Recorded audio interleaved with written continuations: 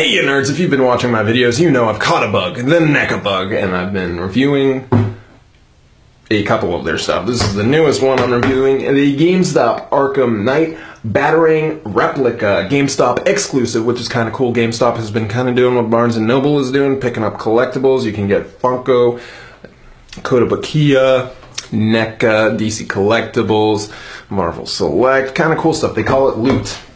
That's what the dude at the store told me. In fact, this is not a sponsored review, I will say. And I also caught another bug. The bug of accidentally not hitting record on my camera. So unfortunately, this is not an unboxing review because I already took it out of the box, but it's still kind of in the packaging. It's kind of challenging to take out. You're going to need like a knife or scissors to take off the tape part on both sides and kind of pull it out. Pull the Batarang out and do the same for the base. It's a bit above my pay grade. That's a joke.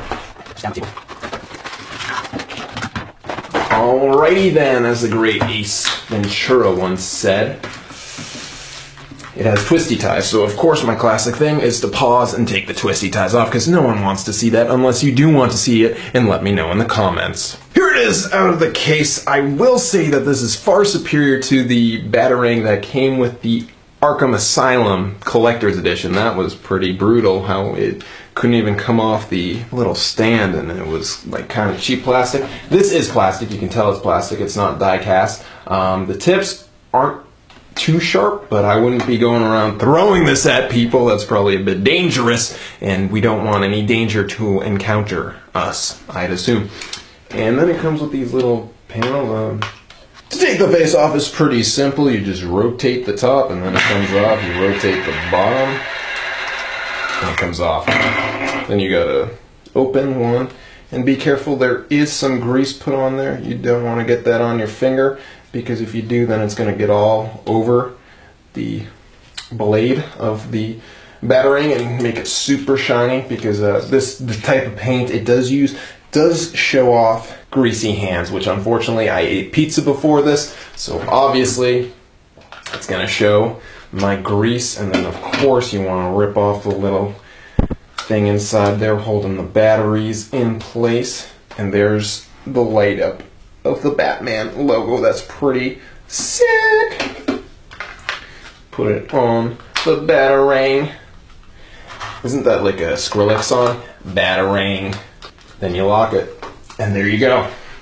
You got the Batman Batarang. It's still pretty cool. It's still awesome. I didn't know NECA had the capability for electronics. This is the first electronic thing I got from NECA, and hey, it's pretty good.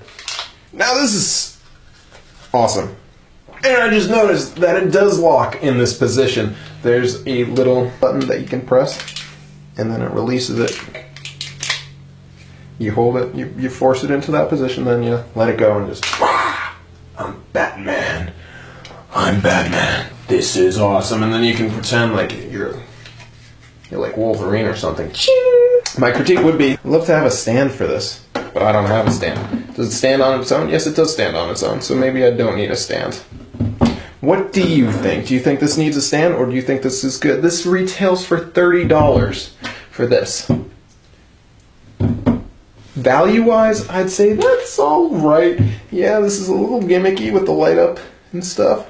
I could see this being realistically more like $25, but hey, that's $5 more that you're actually spending, so I'd say $30 price range is pretty good. Honestly, as a fan and someone that doesn't want to buy like unlicensed knives that look like Batarangs, I think this is pretty great. And it's something I know I'll enjoy